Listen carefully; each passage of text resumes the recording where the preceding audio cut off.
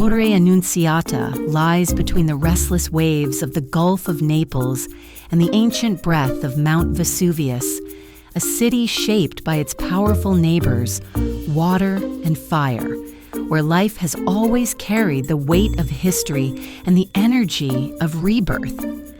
Once the beating heart of the kingdom's steel and pasta industry, Torre Annunziata today echoes with the strength of its working-class soul.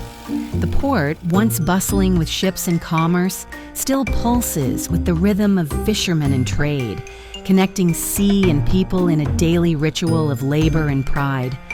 Torre Annunziata is a place of contrasts, ancient and modern, tough and tender, where every corner speaks of survival, community, and a will to thrive no matter how many times the earth has shaken beneath its feet.